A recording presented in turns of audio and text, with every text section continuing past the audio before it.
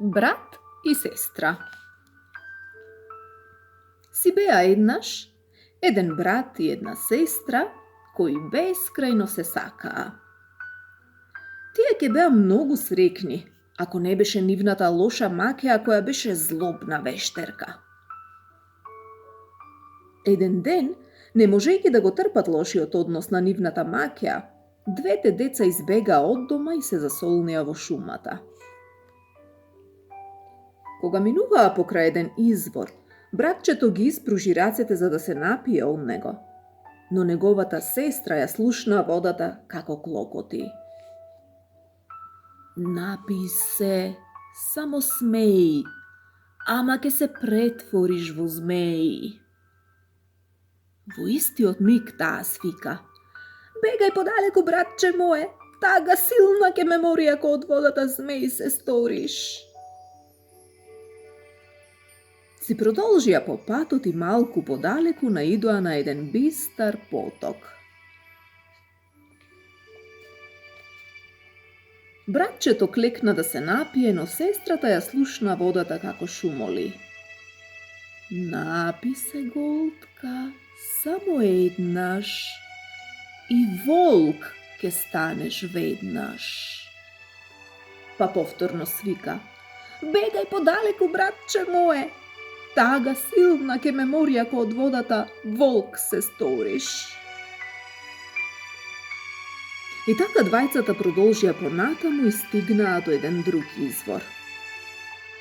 Водата шепотеше: студена и свежа, бистра и чиста, зажета су мелем. Напи се од мене и ке се претвориш во елен. Нивната злобна маќеа ги беше магепсала сите извори во шумата. Пред да може сестрата да го предупреди своето братче, тоа дотрча до водата, се напи неколку големи голтки и се претвори во малечок елен. За среќа се уште можеше да зборува, па братот и сестрата го продолжија патот трагајќи по место каде што ќе живеат. По некое време најдоа една напуштена колиба и решија да живеат во неа. Неколку години поминаа, кога едно утро еден млад крал и неговата ловечка дружина стигнаа во шумата. Кога ги слушна звукот на ловечките рогови и лаежот на ловечките кучиња, еленот многу се возбуди, па ја замоли сестра си: те молам, пушти ме надвор.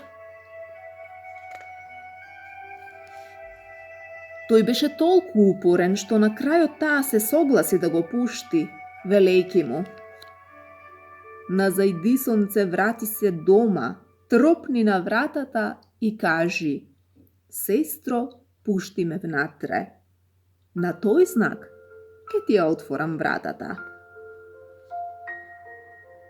Така се договорија, но не забележаа дека еден од ловците виде и слушна се, па отрча да му каже на својот крал. Следниот ден, додека братот весело си подскокнуваше во шумата, забавувајќи се дури им бегаше на ловците, кралот дојде пред колибата. Кога виде дека сонцето заоѓа, затропа на вратата и рече: сестро, пушти ме внатре. Таа ја отвори вратата и какво изненадување! Наместо незиниот брат, пред неа стоеше млад човек со круна на главата.